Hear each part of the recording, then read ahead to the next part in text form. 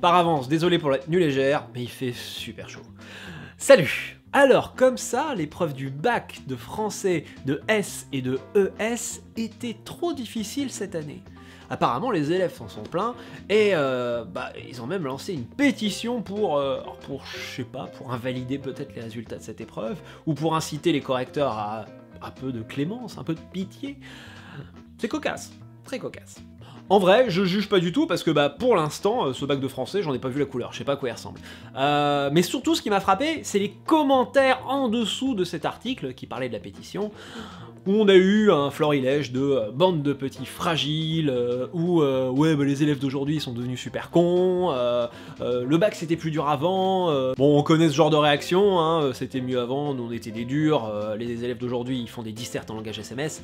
Est-ce que tous ceux qui ont critiqué ces élèves ont au moins jeté un œil au sujet? Et moi je me suis dit tiens, ça va faire une vidéo un peu rigolote, pour le coup. Je vais jeter un coup d'œil au sujet du bac, et je vais essayer de le passer, ce bac de français. Je vais essayer de voir si, intellectuellement, je peux sortir un truc de ce corpus de texte, de cette épreuve du bac de français. Voilà. Sachant que moi, j'ai plusieurs avantages sur les lycéens qui l'ont passé.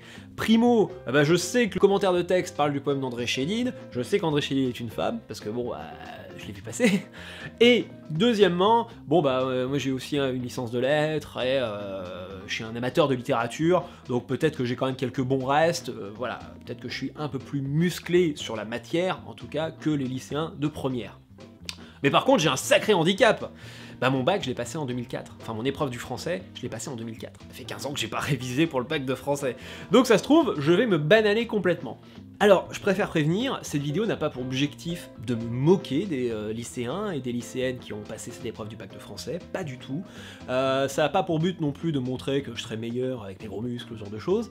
Non, c'est vraiment, cette vidéo, elle est faite par pure curiosité intellectuelle, savoir, voilà, s'il y a un trentenaire qui aime les bouquins de science-fiction, peut s'en sortir 15 ans après son bac de français. Est-ce qu'il a encore de bons restes?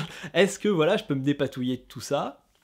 Et puis surtout, on essaiera en même temps de réfléchir à la pertinence de cette épreuve de bac de français, qui fera sûrement l'objet d'ailleurs d'une autre vidéo, beaucoup plus théorique et beaucoup plus montée, hein, celle-ci, où justement on parlera de la pertinence de cette épreuve du bac de français. Est-ce qu'on juge vraiment l'envie de s'intéresser à la littérature? Est-ce qu'on juge la capacité à produire un discours, ou la capacité à structurer sa pensée? Qu'est-ce qu'on juge vraiment dans cette épreuve de bac de français, quoi? Et puis voir aussi si le choix des sujets est pertinent, quoi. Alors, ce qui suit est un peu monté, hein, quand même, parce que sinon, voilà, il y aura des grands moments de moi en train de galérer, quoi. Et aussi, je vais essayer de rendre le tout un tout petit peu punchy, quand même, pour pas que vous fassiez chier durant cette vidéo. Mais si vous vous faites chier, je suis désolé. Je mets quand même les timecodes pour chaque sujet, pour chaque texte dont qu'on va décortiquer. Et si vous en avez marre, vous passez au texte suivant, hein, on va pas vous faire repasser le bac une deuxième fois, quoi. Bon go, c'est parti, hein. Vous avez 4 heures. Alors, le fameux sujet, objet d'étude, écriture poétique et quête du sens du Moyen-Âge à nos jours. On se farde donc de la poésie, voilà, hein, c'est cool, la poésie, tout le monde adore la poésie, ça se vend à fond la poésie. Comme un cercueil à 2 places en vrai, mais bon.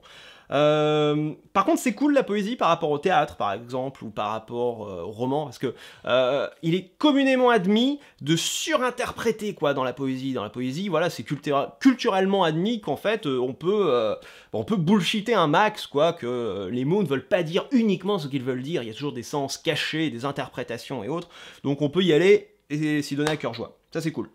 Enfin, c'est cool pour le sujet, c'est pas cool parce que... bon, bref. Le corpus, Alphonse de Lamartine, l'isolement de méditation poétique. Alphonse de Lamartine est un auteur romantique, voilà, du 19e, donc aux côtés de plein de barbus comme Stendhal, on a aussi Chateaubriand, Victor Hugo, un peu plus tard Victor Hugo je crois, on a Musset, donc il y a plein de sujets romantiques, hein, il y a un retour aux formes classiques. Il y a aussi un côté très, alors soit épique, soit lyrique, en tout cas avec une emphase du moi, des sentiments, de la figure du poète aussi, des figures tragiques un peu. Donc voilà, on verra un peu ce dont on peut parler là-dessus. Ensuite, on a Anna de Noailles, la vie profonde, le cœur innombrable. 1901, inconnu au bataillon. Je sais pas qui c'est, cette chère Anna. Donc après, c'est début 20e, donc peut-être que ça a à voir avec les surréalistes, peut-être une contemporaine d'Apollinaire, machin. Quand on sait pas, alors moi généralement, je bullshitais sur le siècle plutôt que de bullshiter par exemple sur le genre ou sur l'auteur si je connaissais ni l'un ni l'autre. Là, je connais ni l'un ni l'autre, donc si je dois parler de cette pauvre Anna de Noailles, eh ben, je parlerai du 20e, du début du 20e et de la poésie du début du 20e. On sait jamais, ça peut passer. L'important, c'est de bullshiter, hein. C'est le jeu. Texte C, le fameux qui a posé problème, André Chédid, Destination Arbre, tant de corps et tant d'âme. Alors, ouais, j'ai un peu triché, j'ai lu celui-ci, parce que bon, au sujet de la pétition, tout ça, quoi. Mais c'est assez intéressant qu'ils aient trouvé ce truc pour le commentaire, quoi. Enfin, on reviendra là-dessus après. André Chédid, donc apparemment, ouais, j'ai fait des recherches, elle est liée en parenté avec Louis Chédid et puis Mathieu Chédid, M. Voilà. 1991, donc on est presque dans le contemporain, pour le coup. La poésie contemporaine, voilà. Et puis bah tiens, tant qu'on parle de poésie contemporaine, on a celui que l'éducation nationale adore, je sais pas pourquoi, les planches courbes d'Yves Bonnefoy. Moi je l'ai pas eu à mon bac, mais d'autres, l'année suivante ou 2 ans après, se taper les planches courbes au corpus, des œuvres à étudier. Je l'ai lu par curiosité. Pour moi c'est le vide intersidéral, mais bon apparemment ça fait bander la critique parisienne, donc vous vous tapez du Yves Bonnefoy. Soyez ravis. Bon, on va lire les textes. Ou est-ce qu'on lirait pas d'abord le sujet? Parce que moi, je faisais toujours ça, en fait. D'abord, ils nous disent de lire les textes et machin, enfin, c'est ce que les profs nous disent. Mais moi, j'aimerais bien quand même savoir sous quel angle on va se faire bouffer, quoi. Alors, le texte, blablabla... On s'en fout... Donc la petite question d'abord, 4 points. Quelle relation le poète entretient-il avec la nature dans les poèmes du corpus?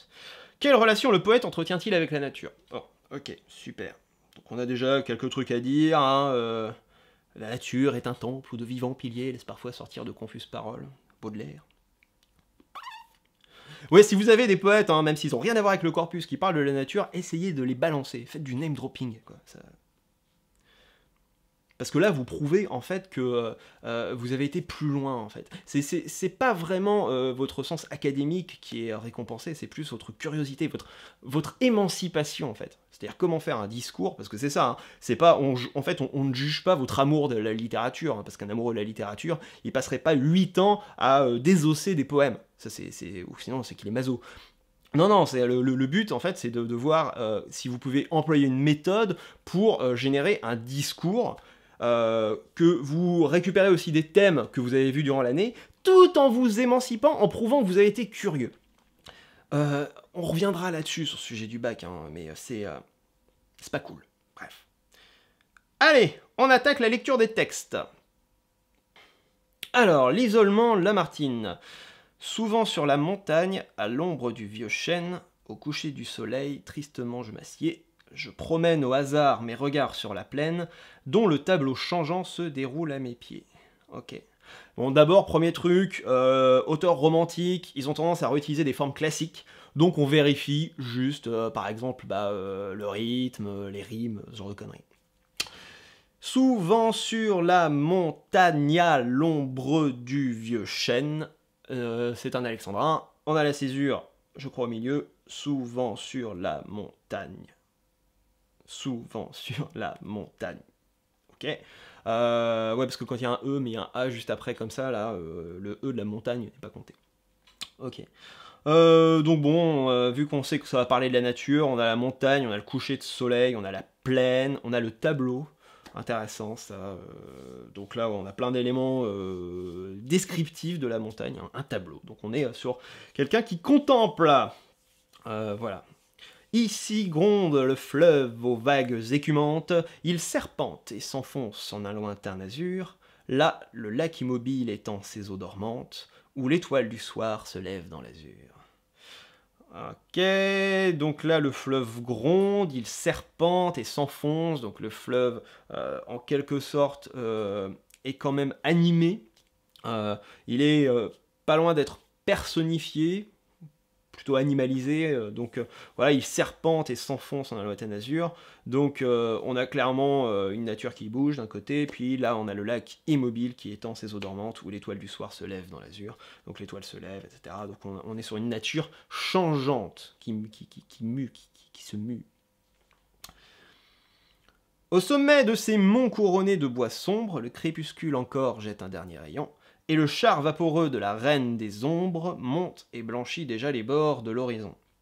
Bon alors généralement dans le bac, hein, quand vous avez le char vaporeux de la reine des ombres, va falloir vous taper forcément une interprétation en disant bon ça parle de ça, quoi. C'est ça cette métaphore, c'est pas un autre truc, quoi. Donc le char vaporeux de la reine des ombres monte et blanchit déjà les bords de l'horizon. On peut imaginer, vu que c'est le crépuscule, que c'est la nuit, hein, la reine des ombres, voilà. Et le char vaporeux, peut-être est-ce justement cette ombre qui entre chien et loup avance peu à peu pour obscurcir tout l'horizon, et puis bah c'est la nuit. La reine des ombres, etc. C'est quelque chose quand même de très emphatique, voilà, très lyrique au niveau de l'imagerie, un peu pompeux, hein, faut dire ce qui est. Ça tombe bien, c'est un romantique. Donc voilà, on peut imaginer que la nature est très évocatrice de grandes figures pour le poète. On verra pour le sujet après, on verra. On fera nos petits ensembles, nos petits cercles.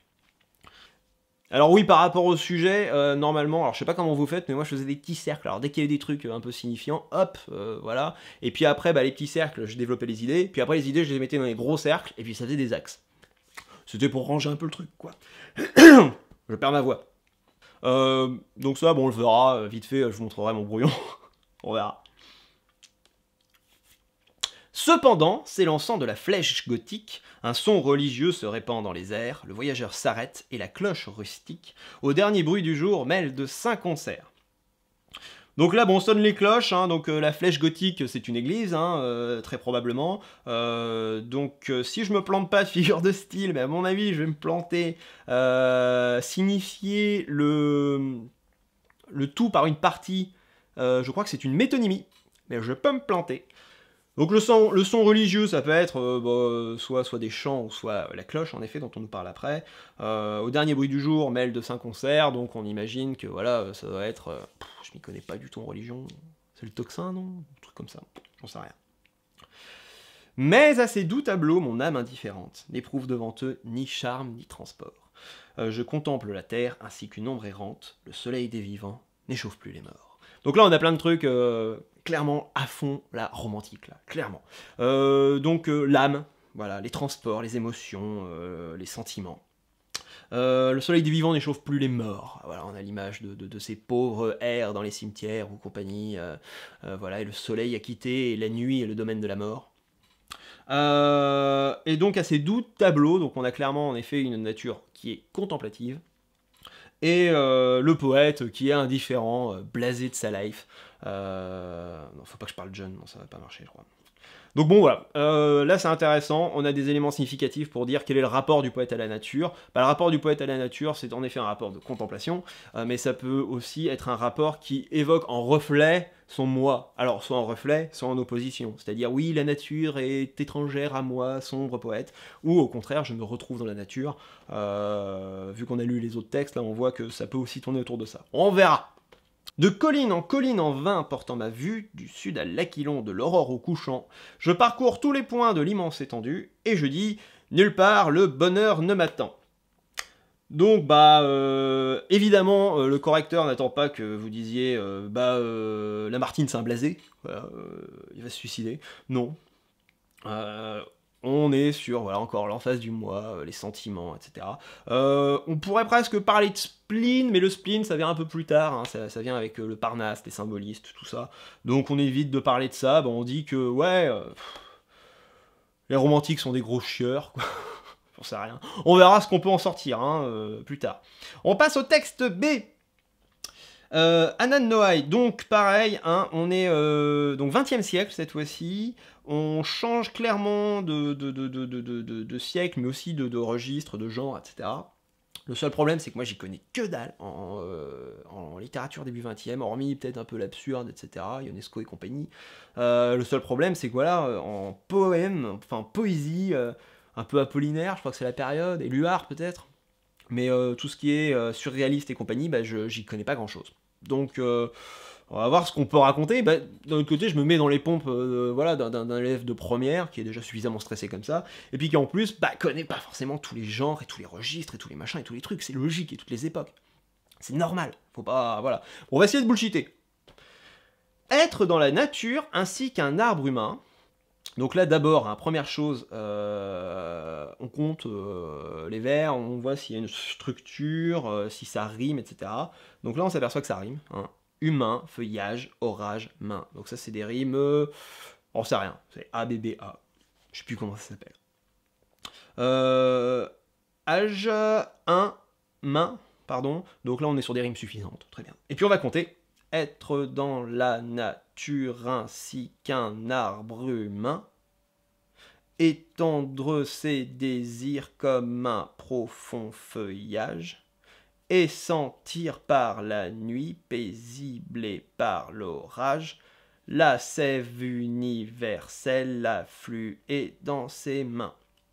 Bon, on est encore sur une structure classique, ce qui est assez curieux, enfin assez curieux, parce que généralement le 20e on s'affranchit pas mal des barrières, donc bon, voilà, on est sur quelque chose de très classique, voilà, au niveau de la structure.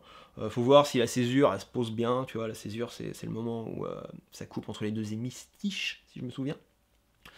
Bon alors, de quoi ça parle cette merde? Être dans la nature ainsi qu'un arbre humain, donc là on a une comparaison. Alors la différence entre la comparaison et la métaphore, t'as pas besoin de locuteur de comparaison, donc de petits mots qui disent par exemple comme ou ainsi que. Là on a ainsi que, donc on est sur une comparaison. Vérifiez tout ce que je dis parce que ça date. Hein. Étendre ses désirs comme un profond feuillage, donc là on a encore une comparaison. Hein, ses désirs sont un profond feuillage. Et sentir par la nuit paisible et par l'orage la sève universelle affluer dans ses mains. Donc si on n'a pas l'esprit mal tourné, la sève universelle c'est bien sûr le sang. Hein.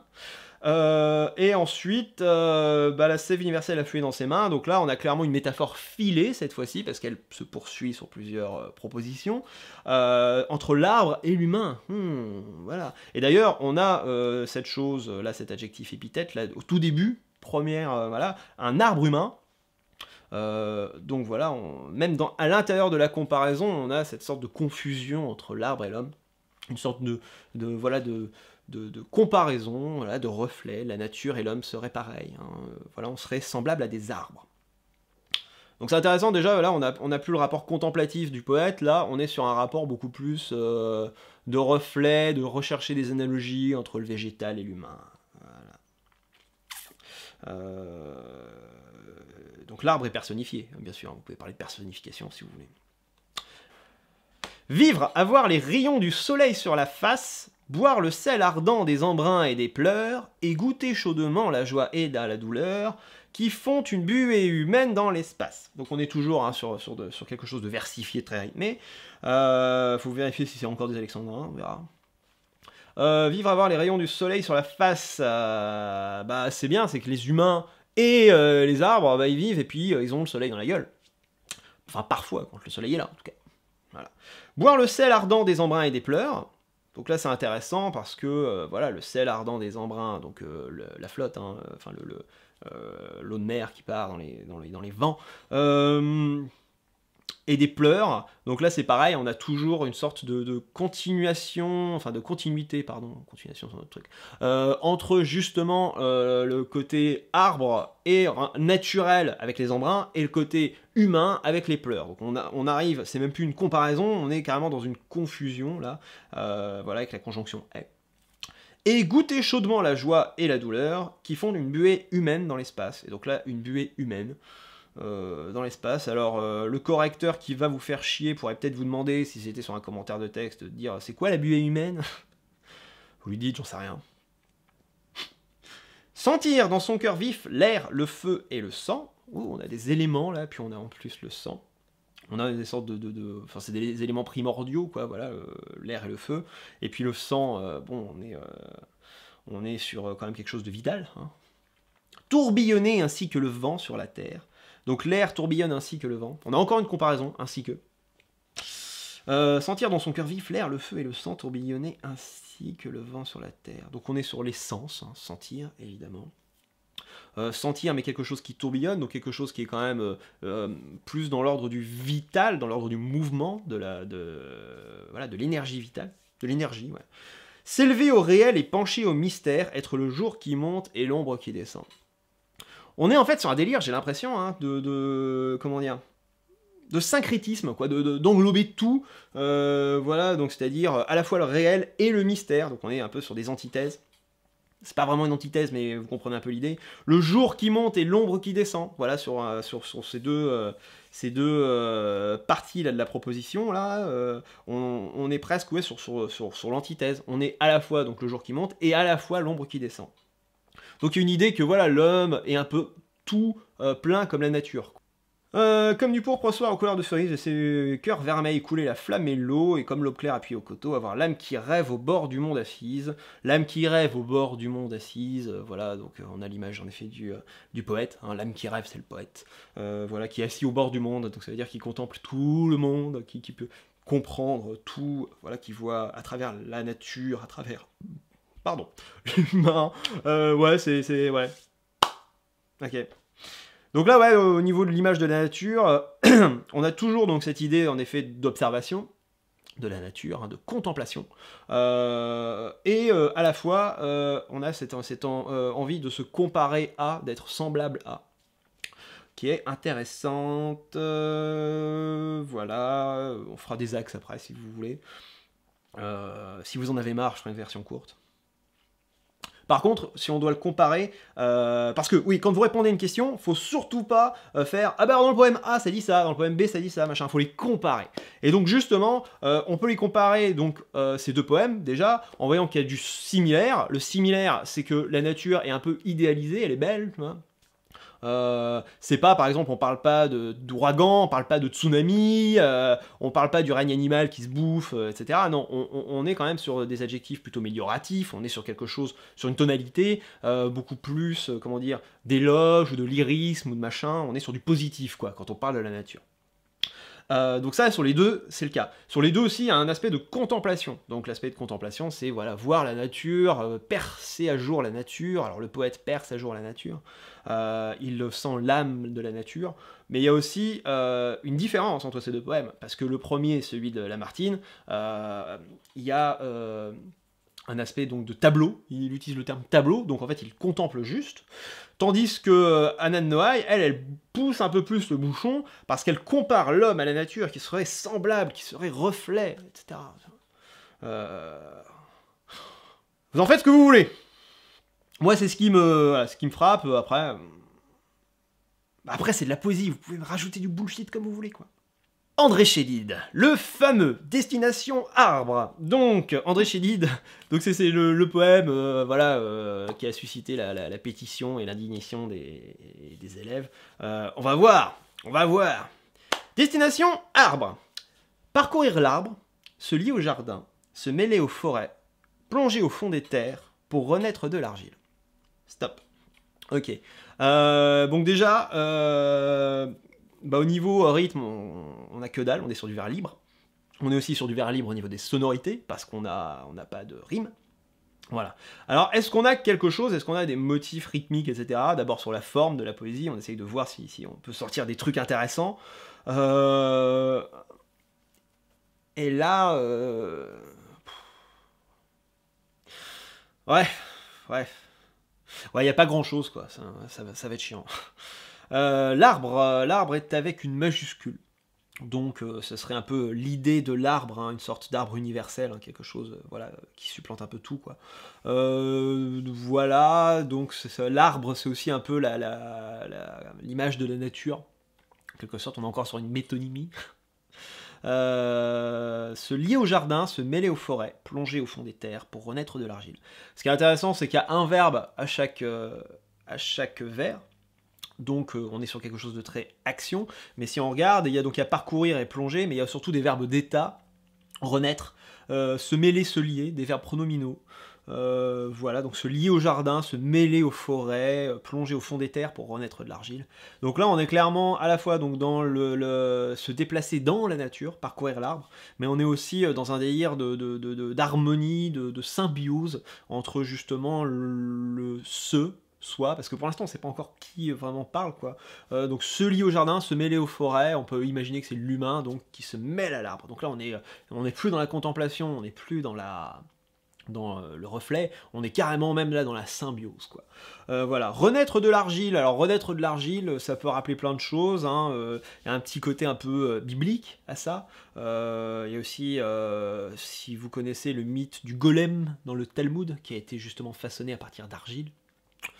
Est-ce qu'on va là-dedans? J'en sais rien. On a le droit de surinterpréter, on s'en fout, c'est de la poésie, on peut y aller à fond, quoi. Donc pourquoi pas cette idée du golem, en tout cas cette idée de la naissance de la matière, hein, de l'argile, comme si l'humain était façonné, quoi. Donc pourquoi pas? On peut, ouais, on verra. Peu à peu, s'affranchir des sols et des racines, on a encore un verbe pronominal, là, s'affranchir, gravir lentement le fût, envahir la charpente. Alors le fût, c'est pas le fût de bière, hein. Voilà. Envahir la charpente et se greffer, encore une fois, verbe pronominal, au branchage. Donc s'affranchir des sols et des racines, donc il y a quelque chose d'aérien par rapport à l'arbre. Donc ce qui est curieux, c'est que l'arbre ne s'affranchit pas de ses racines, hein, il en a besoin quand même. Gravir lentement le fût, envahir la charpente et se greffer au branchage. Donc on a bien sûr tout le lexique, hein, des parties de l'arbre, hein, la charpente, le branchage, le fût, les racines, on a tout. Se greffer au branchage, donc on est encore dans un délire de fusion. Peut-être qu'André Chédid est dendrophile, j'en sais rien. Alors non, dites pas dendrophile, hein, pour ceux qui savent pas ce que ça veut dire, je vais mettre un petit extrait. Puis, espace, espace, espace, dans un éclat de feuilles, embrasser l'espace, résister aux orages, déchiffrer les soleils, affronter jour et nuit. Donc là, on a encore des verbes sur, donc là, sur toute la strophe, là, on a 1, 2, 3, 4 verbes, enfin 4 vers avec des verbes, encore une fois. Donc là, on n'est clairement pas dans le descriptif, hein. Là, on quitte le descriptif pour être clairement dans l'action, dans le changement d'état. Affronter, résister, on a donc aussi des verbes beaucoup plus d'action, donc de combat. Affronter jour et nuit, résister aux orages, voilà, déchiffrer les soleils. Alors que veut dire déchiffrer les soleils? Interpréter les jours, comprendre mieux peut-être. Alors peut-être que l'humain chez André Chédid, en se mêlant à l'arbre, a un plus haut niveau de compréhension. On est encore dans le délire du poète, hein, élu, qui sait beaucoup plus de choses que nous, pauvres mortels. Évoquer ensuite, au cœur d'une métropole, un arbre, avec une minuscule cette fois-ci, espace, un seul, enclos dans l'asphalte, éloigné des jardins, orphelin des forêts. Bon, un arbre seul, orphelin des forêts. Donc là, l'orphelin, bien sûr, ça veut dire qu'on personnifie l'arbre, parce que un arbre, c'est pas un orphelin, il n'y a pas de papa, pas de maman, enfin pas vraiment. Je suis pas un expert en biologie, mais il me semble que non. Donc orphelin des forêts, donc là on est clairement sur une personnification de l'arbre, on l'a déjà vu, hein. Donc je pense que là dans votre petite question, là vous pouvez parler aussi de personnification de la nature à plusieurs reprises, une nature agissante, machin. Vous brodez votre merde. Éloigné des jardins, orphelin des forêts, enclos dans l'asphalte. Donc là l'asphalte, hein, il enclave, donc l'asphalte il est pas gentil. Les villes c'est pas gentil. Voilà, c'est tout ce qu'on a. C'est compliqué parce que c'est des lieux communs, primo. Deuxièmement, c'est toujours la même idée, hein, c'est toujours justement se mêler à l'arbre pour voilà, devenir l'arbre, devient l'arbre, soit dendrophile. Mais c'est tout quoi. Un arbre au tronc rêche, aux branches taries, aux feuilles longuement éteintes. Alors là, on aura peut-être une structure de rythme, si on voit là sur le texte, ça fait une sorte d'escalier, donc comme si justement ça grossissait, ça grossissait, ça grossissait. Pourtant, à l'inverse, un arbre au tronc rêche, aux branches taries, aux feuilles longuement éteintes, on est quand même donc sur des adjectifs d'état, rêche, tarie, éteinte, qui sont pas amélioratifs pour le coup, comme si l'arbre était privé de sa substance, de sa vie. Donc, encore une fois, hein, la ville, c'est pas bien. Voilà. S'unir, encore une fois un verbe pronominal, à cette soif, rejoindre cette retraite, écouter ses appels, sentir sur l'écorce, captive mais invincible, la montée des sèves, la pression des bourgeons, semblable aux rêves tenaces qui fortifient nos vies. La montée des sèves, la pression des bourgeons, donc des éléments de l'arbre, hein, qu'on sentirait sous notre écorce, donc l'écorce qui devient notre peau. Bon, bah on développe encore une métaphore filée du soie comparable à l'arbre, qui est un peu à rapprocher d'ailleurs du texte précédent, d'Annie Bidule. Qui fortifie nos vies, ouais. Honnêtement, là j'essaye d'analyser le truc, là, parce qu'apparemment c'est le commentaire de texte, hein.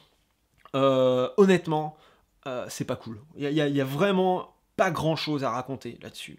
Alors seuls ceux qui savent broder, mais comme des gros bourrins, pourraient parler, bien sûr, parce que là on a donc des verbes de sensation, des verbes de fusion, etc., enfin de changement d'état. On pourrait aussi peut-être aller plus loin et trouver des éléments de la synesthésie. Voilà, tu vois, et encore même pas, quoi. Même pas. Écouter ses appels, surgir. Enfin, on a tout un truc des sens, en effet. On pourrait partir sur un délire à essayer de rapprocher le truc, par exemple, de Baudelaire, la nature est un temple de vivants piliers, laisse parfois sortir de confuses paroles.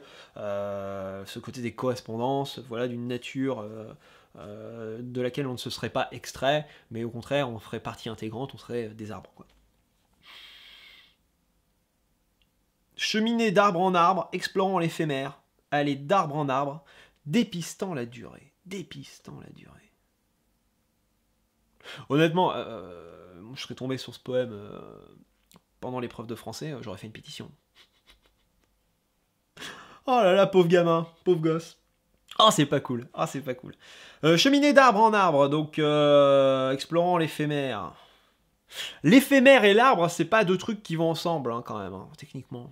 On a des arbres centenaires, voilà. Donc quel éphémère... Aller d'arbre en arbre, cheminer d'arbre en arbre, donc on a après cette répétition, qui peut induire du rythme, un effet de sonorité. Au niveau des sonorités, d'ailleurs, il n'y a rien de très exploitable, je trouve. Hein. Il n'y a pas de... Il y a des peu et des se, beaucoup, puis peu à peu, parcourir, plonger pour les se des verbes pronominaux, mais qu'est-ce que tu veux en dire, quoi? Tu peux rien en raconter de ça, quoi. C'est dégueulasse. Captive mais invincible. La montée des sèves, la pression des bourgeons semblable au rêve tenace qui fortifie nos vies. C'est sur ça, hein, que porte le commentaire de texte. Hein. Vous commenterez le poème d'André Chédid, ouais. Oh, putain. Les enfoirés. Ah, c'est pas cool, c'est vraiment pas cool.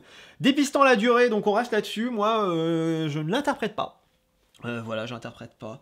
Dépistant, alors on dépiste la durée parce que peut-être qu'on serait pas sur le même rapport au temps qu'un arbre, évidemment. Ça, c'est quelque chose qui est pas pareil chez l'arbre et chez nous. Voilà. Après la montée des sèves, bien sûr, qu'on peut évidemment parler de l'énergie, du fluide vital, hein, donc du sang chez nous, etc. On avait déjà l'idée chez les autres. La pression des bourgeons, j'en sais rien, c'est peut-être l'acné. Semblable aux rêves tenaces qui fortifient nos vies. Les rêves tenaces fortifient nos vies. Pourquoi les arbres seraient-ils semblables aux rêves? Ou en tout cas, le truc de l'arbre. Qui fortifie nos vies. Alors on est encore sur une nature améliorative, hein, parce qu'il n'y a que du bon, hein, hormis justement pour l'arbre quand il est dans la ville. Là, justement, il est éteint, il y a toute une sorte de champ lexical apparenté à la mort. Enfin, de champ sémantique en tout cas, voilà.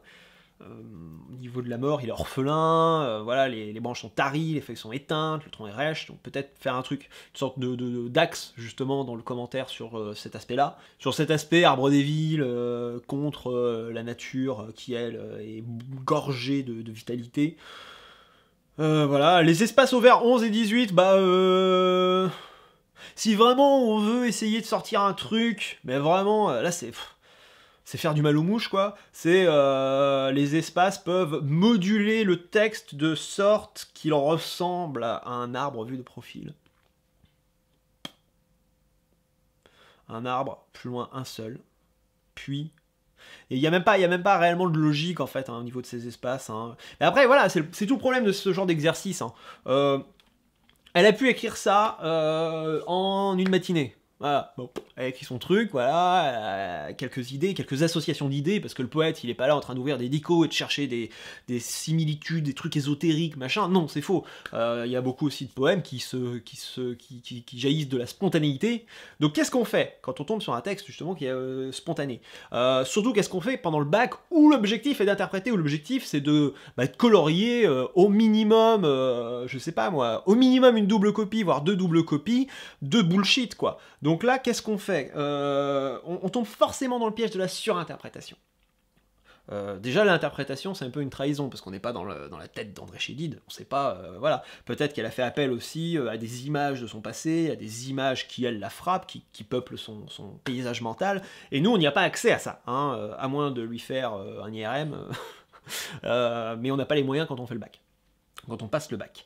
Donc à partir de là, on est obligé d'essayer de chercher des trucs apparentés au genre, d'essayer de chercher des trucs apparentés aux thèmes communs, aux archétypes. Donc la nature, la mort, voilà, on peut broder là-dessus, quoi. Mais c'est un exercice qui est hautement problématique, justement, pour des élèves dont on a insufflé de la méthode, une sorte de structure assez rigoureuse du commentaire de texte, qu'on les a blindés au niveau des trucs scolaires, quoi. Et là, ils tombent sur un texte qui, non seulement n'est pas d'auteur classique ou issu d'un genre sur lequel on peut broder, parce qu'on a un paquet de gens qui ont déjà brodé sur ces auteurs morts depuis longtemps. À la rigueur, moi qui défends justement le fait que en littérature, on devrait aborder des sujets beaucoup plus contemporains, des œuvres contemporaines, telles que des romans. Je pense plus aux romans d'ailleurs qu'à la poésie, qui se vend comme un cercueil à 2 places.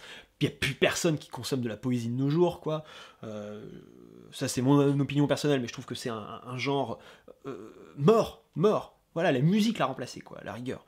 Mais pour moi, non, la poésie est un genre décédé, quoi. Et c'est pas cool parce que ouais, ce qu'on teste là, c'est une sorte d'émancipation par rapport à la langue.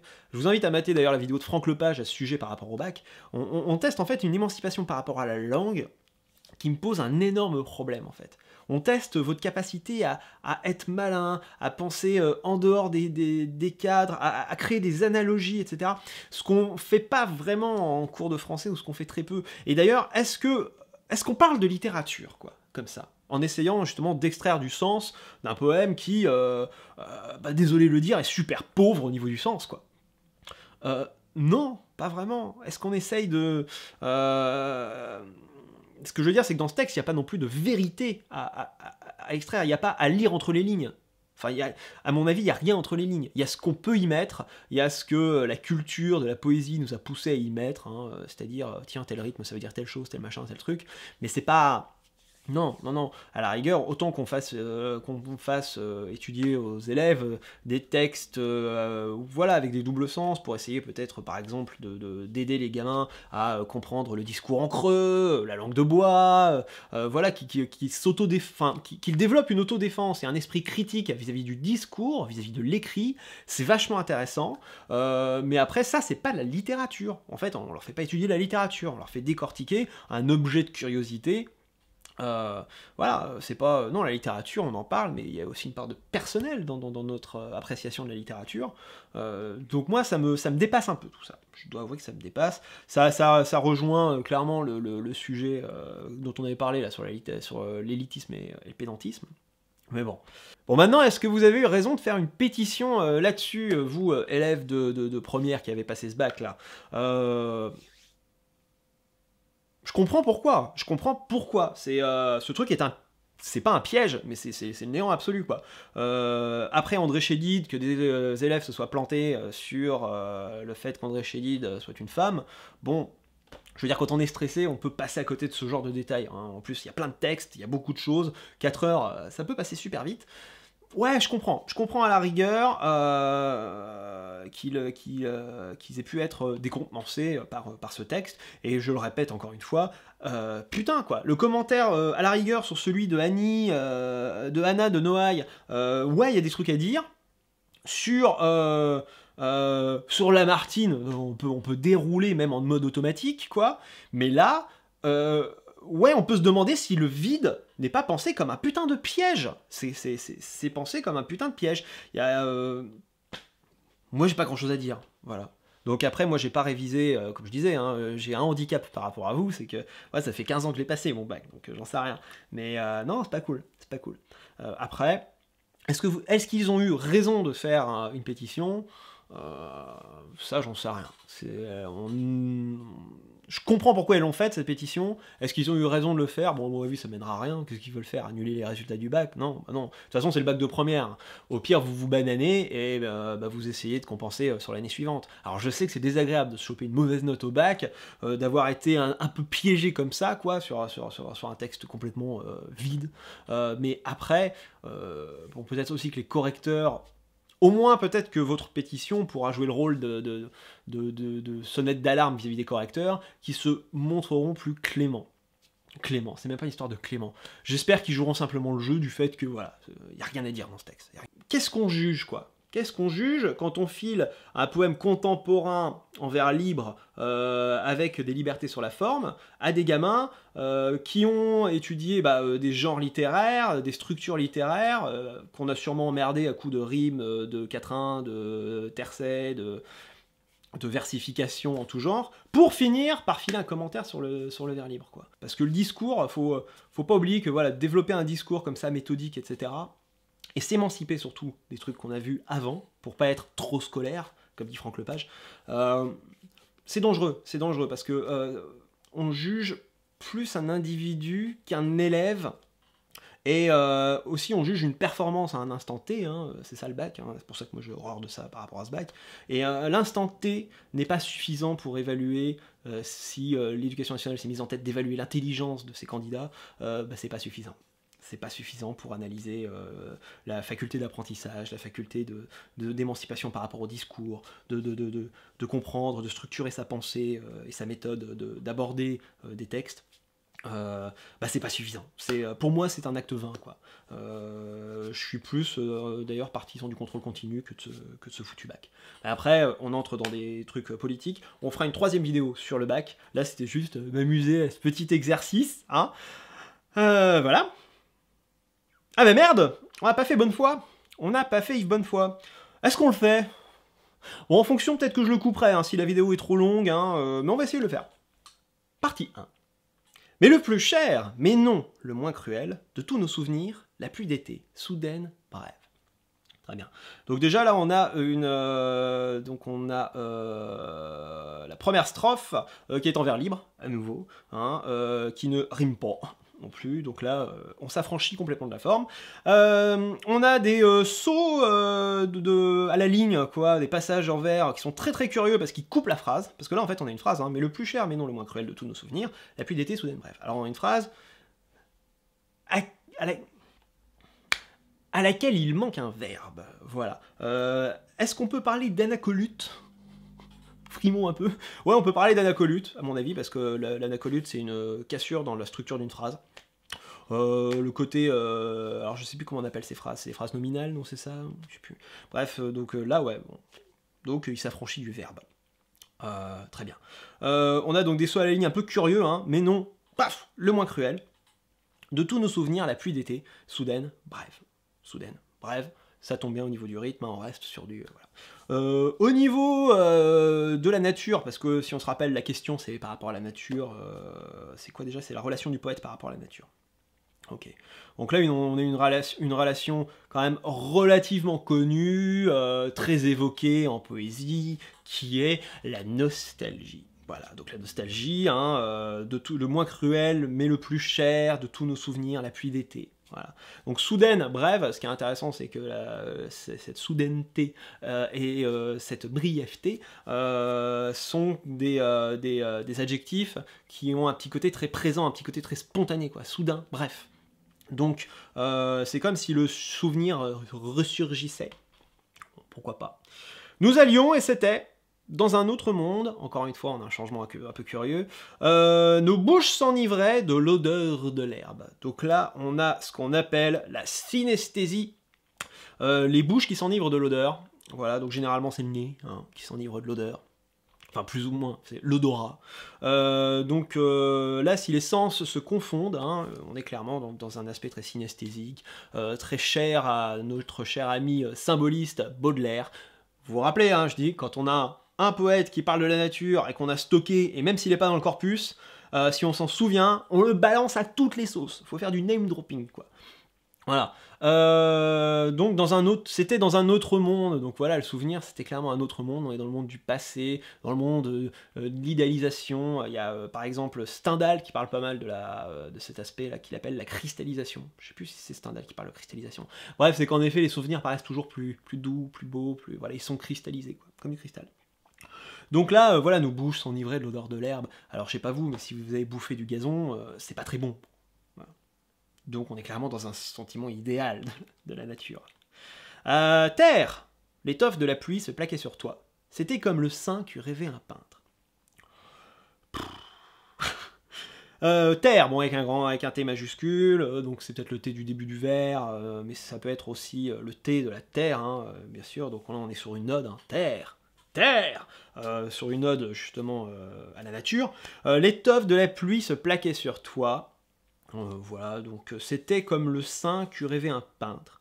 Donc un peintre, hein, idéalise, en tout cas un peintre qui a pour sujet des nus, beaucoup de peintres classiques, hein, voilà la forme du sein, voilà le sein que rêvait un peintre, donc une sorte de sein idéal quelque part. Donc encore une idéalisation, c'était comme le sein que rêvait un peintre, hein, on est sur donc, de la comparaison de l'idéal du peintre. Voilà. Deuxième partie. Donc là, on s'en fout des parties, je pense. Là, c'est une question à 4 points, je crois. On s'en branle. Qu'est-ce qu'on peut raconter sur ces parties ça ne parle pas de la relation au poète, à la nature. Donc on vient, on s'en fout. Et tôt après le ciel nous consentait cet or que l'alchimie aura tant cherché. Et tôt après le ciel nous consentait cet or que l'alchimie aura tant cherché.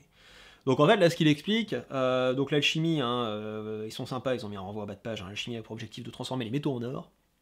L'alchimie, c'est aussi la quête de la pierre philosophale, c'est aussi une parascience hein, sur la transformation. Et ça permet aussi, donc, si tu files une jambe, de réanimer ton petit frère, pour ceux qui connaissent. Et tôt après le ciel, nous consentait cet or que l'alchimie aura tant cherché. Donc c'est un peu comme si l'alchimie aura tant cherché, mais en vain, mais le ciel, lui, le consentait. Donc c'est comme si, en fait, la nature permettait de donner ce bonheur, cette pierre philosophale, cet or, justement, hein, qui est transformé du plomb, et bien c'est comme si la nature y parvenait très simplement, alors que l'homme aurait cherché dans d'autres choses, peut-être dans la science, peut-être dans plein de trucs, ce salut, ce bonheur, cette pierre philosophale. Donc en fait, il y a un petit côté appel à la nature en disant, on cherche tant le bonheur dans plein de trucs, alors qu'en fait il suffit juste de lever le nez au ciel, et puis oh, c'est beau, et puis on a l'or de l'alchimie. Nous le touchions, brillant, sur les branches basses, donc on reste encore sur cet or, hein, l'or brillant, nous hein, c'est par rapport à l'or, voilà. Nous en aimions le goût d'eau sur nos lèvres. Donc on est encore hein, sur de la sensation. Et quand nous ramassions branches et feuilles chues, cette fumée le soir, puis brusque ce feu, c'était l'or encore. Donc là on passe sur un autre élément, le feu, hein, mais le feu né des branchages, c'était encore de l'or, quoi. Donc c'était encore du bonheur. Là on est clairement sur l'image du bonheur. Donc en bref, on peut revenir donc sur la question, là on a vu donc au gré des textes que la nature est une nature idéalisée, hein, dont on écarte les aspects les plus violents, colériques, vengeurs, crus, voilà. On n'est pas dans la carcasse par exemple de Baudelaire. Quand on a un poète, on le place. Ensuite, cette nature, elle est à la fois donc objet de contemplation pour le poète, objet de contemplation qui lui permet de la voir améliorative, superbe, voilà, mieux que n'importe quel autre être humain. Donc la nature est idéalisée, améliorative, objet de contemplation.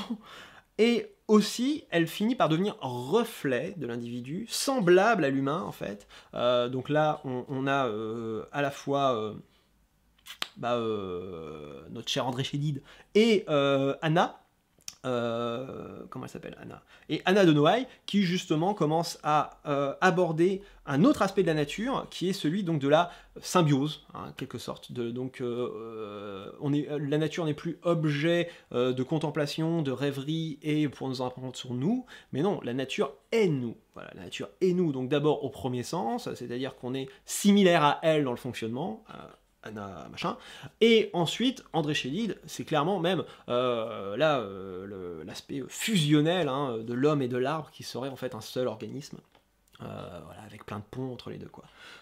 Donc voilà, pour moi, pourrait répondre voilà, à cette nature, donc sous plusieurs relations, tout en n'oubliant pas, alors peut-être pas dans une partie complète, hein, mais je trouve que c'est assez intéressant quand même, dans la conclusion par exemple, d'écarter l'idée d'une nature en effet péjorative, enfin traitée de manière péjorative, donc d'une nature violente, d'une nature crue, d'une nature qui fait pas de cas de, voilà, des cataclysmes et des trucs et des bidules, ou du règne animal, hein, un ours c'est joli, mais quand il te bouffe, une plante vénéneuse, quand tu la bouffes, tu meurs.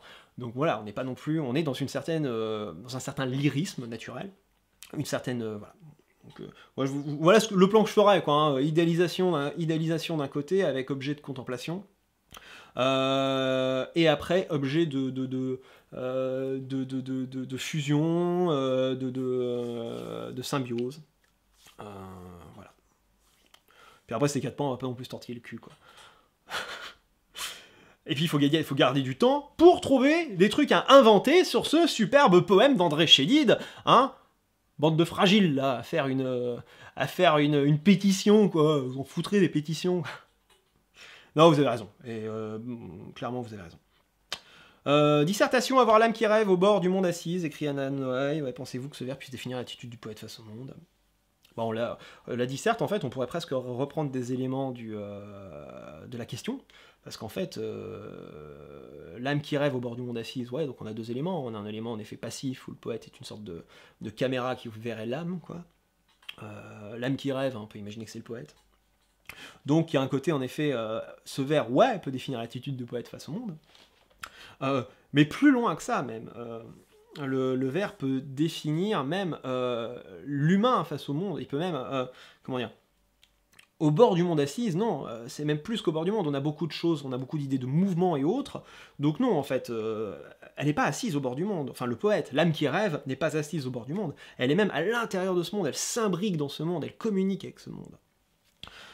Donc c'est vivant, quoi. C'est comme un organisme, hein. On a cette idée de faire un avec l'arbre, avec la nature, etc. Donc voilà, l'attitude poète face au monde, donc on peut s'appuyer sur les œuvres du corpus là-dessus.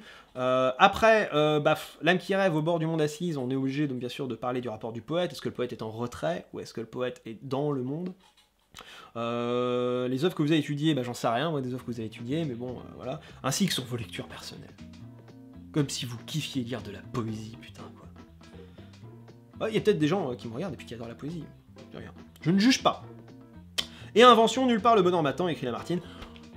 On va pas parler d'écrit d'invention, hein, vous n'avez pas envie d'être noté sur 8, hein, voilà. Vous avez envie d'avoir une note quand même à peu près correcte, donc vous allez partir sur la dissertation ou le commentaire de texte. Vous êtes parti sur le commentaire de texte pour la plupart, vous vous en êtes mordu les doigts, et vous êtes planté sur l'identité d'André Chédid, qui n'est pas un homme.